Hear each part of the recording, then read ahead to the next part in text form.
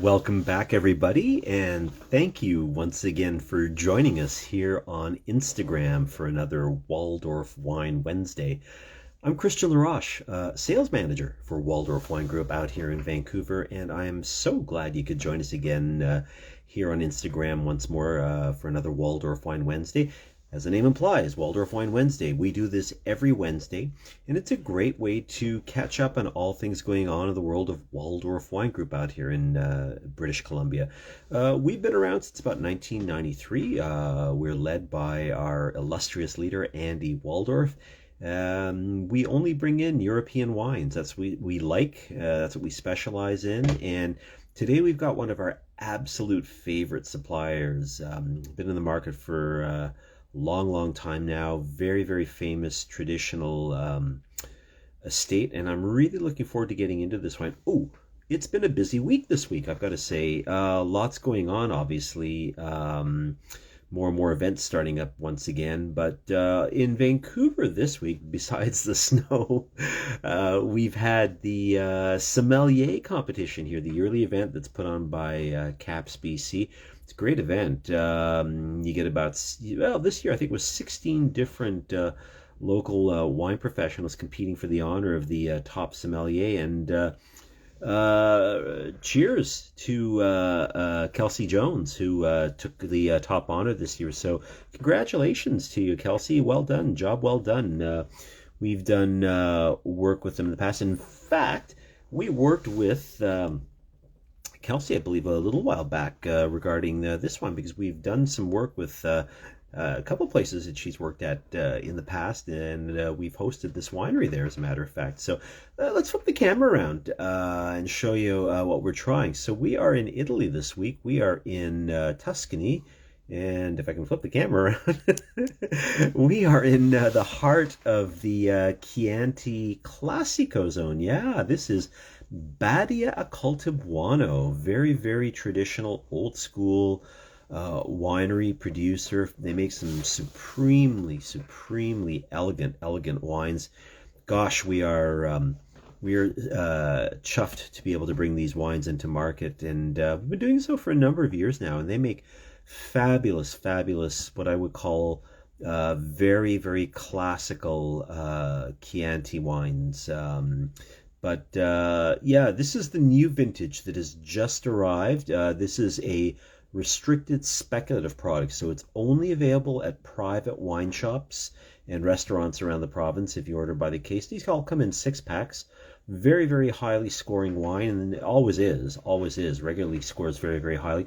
2019 vintage, what have we got? 93 points from James Suckling, 92 points from Decanter Magazine, Michaela Morris, 92 points from Wine Enthusiast. But a lot of times too, the numbers are great, but quite often there's a story behind the winery that I think sometimes goes beyond numbers. I mean, numbers are great if you're into that sort of thing. You're always keeping score, but to me, it's the quality in the bottle and what's going on behind the scenes. And I really like this winery. Truth be told, they were actually in the market years ago with another importing agency, and they were actually showing their wines at an event here a number of years ago. But at the time, they were not associated with anybody. They were kind of, I guess, had become a bit of a free agent. When I saw that, I chatted with Mr. Waller, said, "Hey, we got to sign these guys up. And lo and behold, we managed to do so. And we've been bringing their wines in for years now. So very happy to have them in the portfolio. What can I tell you? It's an old estate. It is owned by the Stucchi Prinetti family, and they have owned the estate since 1846. Emanuela Stucchi Prinetti and her brother Roberto Stucchi running the operation now, but they trace their origins going all the way back. And the name itself, Badia a Coltibuono, literally translates to the Abbey of the Good Harvest. And the abbey there in Gaiole in Chianti has been around since at least the 10th century. But They have discovered an Etruscan settlement on the grounds too, which shows that there was winemaking activity going back till at least I think the first century AD or so. So yeah, pretty cool stuff. Very historical.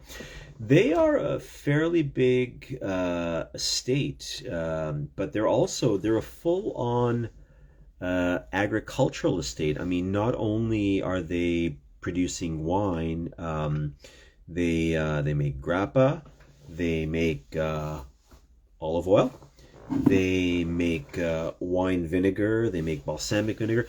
By the way, the oil and the red wine vinegar are currently available here in Vancouver. These are exclusive to Les Amis de Fromage. So if you're interested in any of these, go check them out. That's your source, okay? But yeah, as I mentioned, full-on agricultural estate. They've got an agriturismo. They've got a cooking school. They've got a wine shop. Yeah, lots of stuff going on there. And they're a very interesting because they're an organically certified winery. They've been certified since 2003 by the AIAB. And they're an interesting winery because how should I put it? They're traditional. They're super, super, super elegant wines. They're never going to be these very, very dark, oaky. You're not going to find international varietals. Actually, quite the opposite.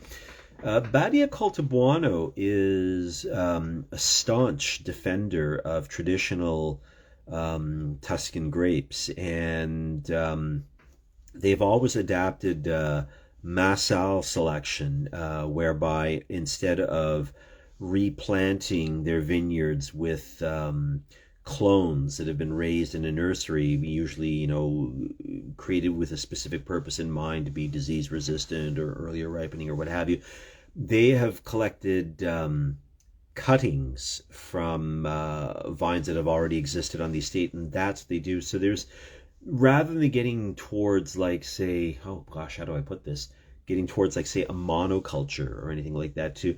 They have this variety and they've really helped to protect some of the older varietals. Now, they're staunch defenders of Chianti not being a 100% Sangiovese, but they've always recognized it as the recipe, whereas it was a Sangiovese based blend, predominantly Sangiovese, but blended in with some of the other grape varietals, Ciligiolo, Colorino, Canaiolo, Mamolo, Fogliatonda, Malvasia Nera, Sanforte, Pugnatello, etc., etc.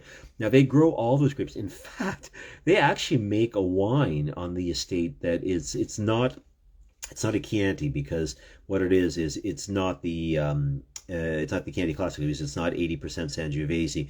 It's 9 grapes, 11.1% of each grape, and blended together. So and it's an IGT wine called Montebello. Really cool one. We have it here actually. We've got I think a couple of 3 packs left of that too. Very very cool wine. But they like any good Chianti producer. They make an annata wine, the wine of the vintage each year, and then of course, if the vintage is good enough, of course they'll make a reserve wine. Now, Emanuela Stucchi Prinetti, we've had her here a number of times. She came out for Vancouver International Wine Festival. She's come out for, I believe it was the second edition of Top Drop. We've done tons of tastings, and she was also the head of the Chianti Consortio for a number of years. And a number of years ago, they introduced a new category of Chianti called Gran Selezione, so a special wine, a grand selection. And Badia Coltibuono doesn't do it. They have made a conscious decision not to make a Gran Selezione wine because Emanuel is like, no, I want to put all my energy into protecting the integrity of my Annata and my Reserva wines. Why would I want to bring on a new category? They're not into using like small oak barrels or international varietals or anything. They make just very, very textbook, very, very pure. You'll see from the color of the wine, they're not massive, powerful wines dripping with oak or anything like that too. They're just really, really, really poised, beautiful, elegant, silky, juicy wines. And I love wines like that. I think we need a little bit of everything, and I'm glad that these folks, as mentioned, very, very focused in what they're doing. One thing, we have a few of the wines in the market right now as restricted speculative products that are only available to private shops and restaurants. We have the wine that we're trying today. I'll flip the camera around to see a few more people joining us, which is the new vintage, actually, and also the updated label as well of the Badia Coltibuono Chianti Classico. This is the Annata wine, 2019, great vintage.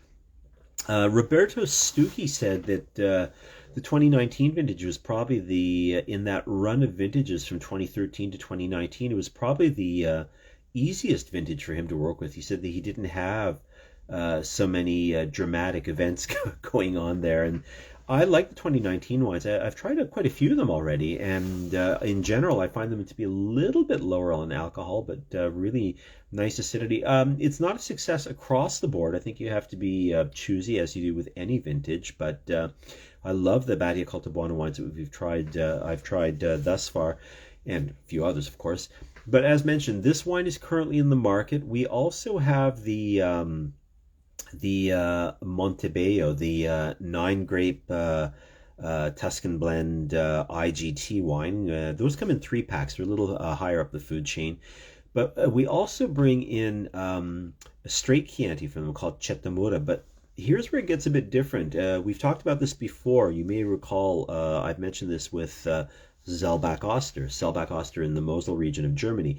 They have the estate, Selbach-Oster. Well, Badia Coltibuono does the same thing. Badia Coltibuono is the estate wines. If you ever get a wine from just straight Coltibuono, kind of like with Selbach, just straight Selbach, you're getting wine from their Negos operation. So what that is it's either younger vines from the estate and a proportion of purchased grapes from that they have grown for them on contract or purchased from neighbors, what have you, to make wines representative of the region, but at keener price points. And that's what we have in right now from them. The Cettamura from Cultus Boni is the label they call it now from the Cettamura. We also have that available as 6-packs. At the BCLDB, we currently have a little bit of their 2017 Chianti Classico Riserva. We just got in. These arrived a little late. They should have been here for Christmas, but they're here now.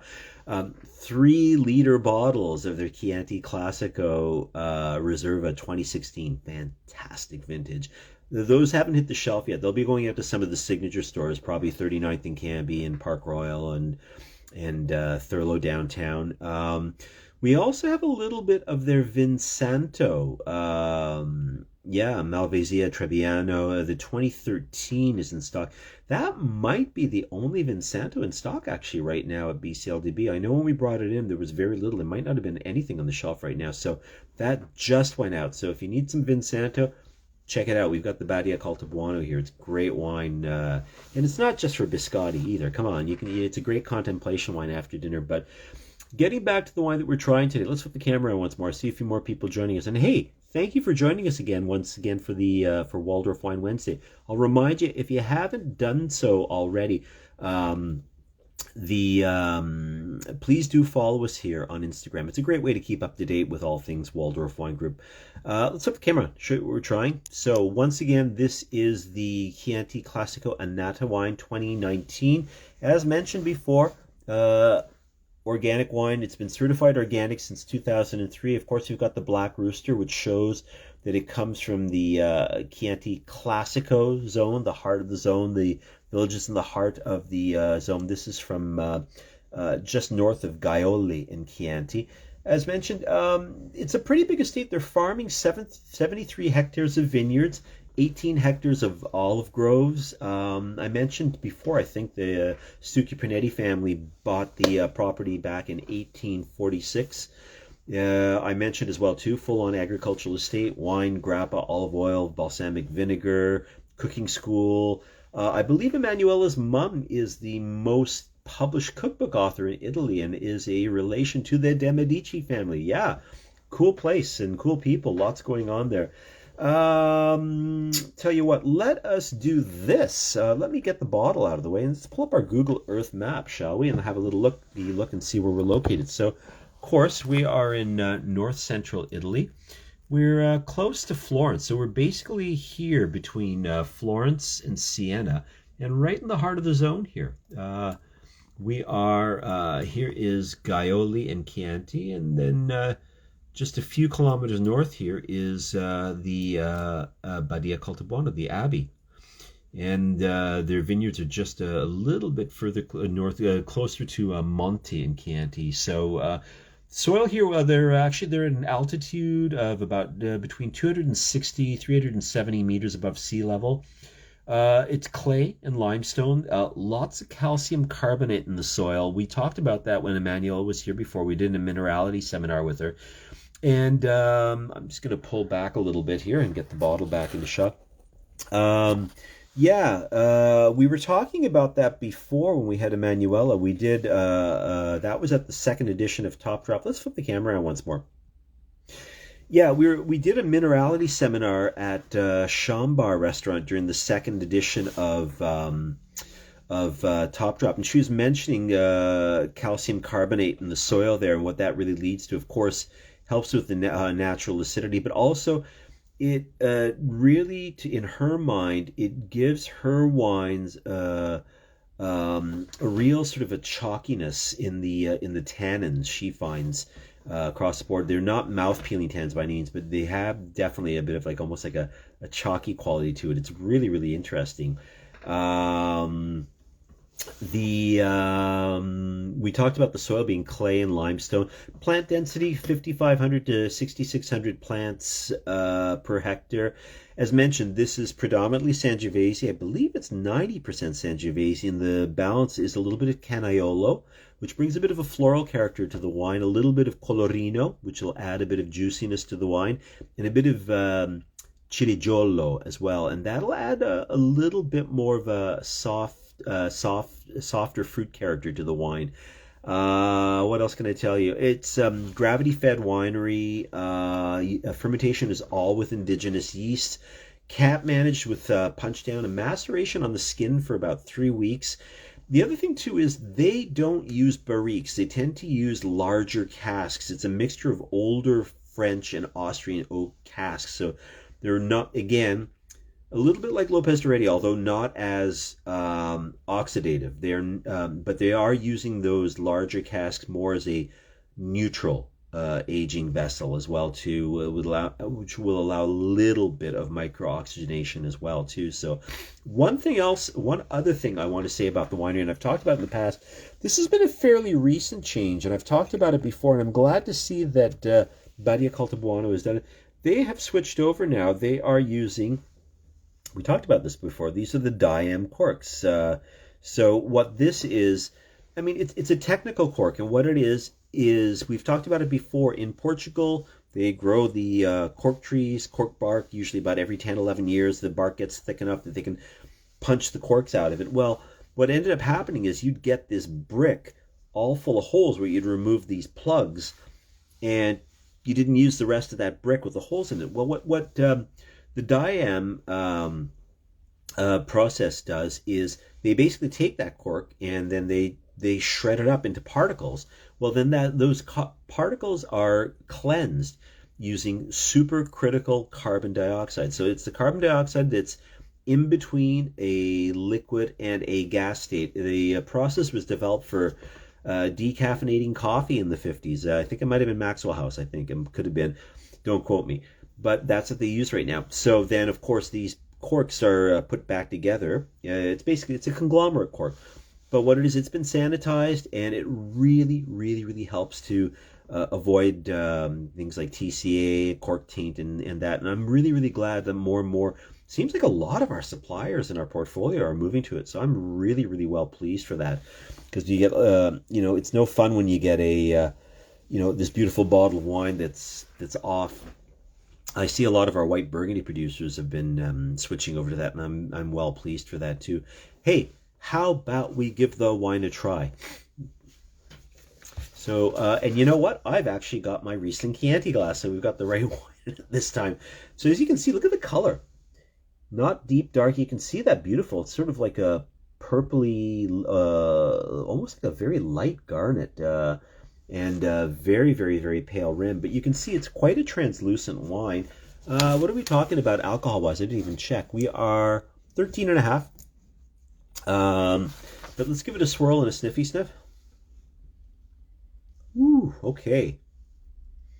Ooh, okay. Just what you'd expect. Obviously, you're going to get a lot of that cherry fruit from the Sangiovese, of course.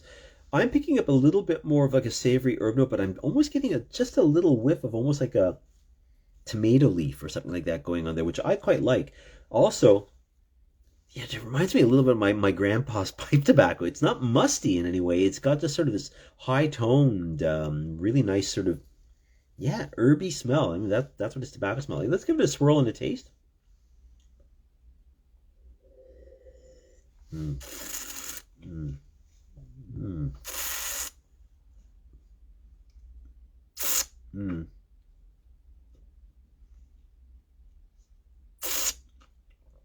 Wow, snap. Super, super fresh acidity. Yeah, David, I think this is my one of my favorite glasses as well. It's a really good all-arounder. It's not going to show some wines, to its best advantage. But the other thing I like about it is it's compact enough. I can control it. I don't feel like I've got a freaking fishbowl on a stick. Some of those glasses are just, I don't know. It's crazy. When I worked for the liquor board in Ontario as a product consultant, this was our basic tasting glass. We used it for everything. It's a good enough size. It's not huge. If I've got a wine that needs lots of air, then I might use something a wee bit bigger. But it's definitely controllable. Oh, I'm gonna try the wine again. I forgot what I was gonna say. mm. Mm. Mm.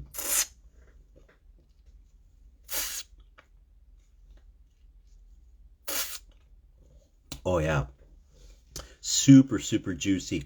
Again, that cherry right up front. But again, quite minerally too in the mid palate. I like it too because we talked about this really does have that sort of chalky tan note to it. It's not excruciatingly mouth puckering. That's just a lovely, super elegant midweight mouthful. Yeah, lovely stuff. Great food wine. Obviously, bring on the tomato sauce. I would say, but I've had this with lots of. I've had this with. We cooked a goose.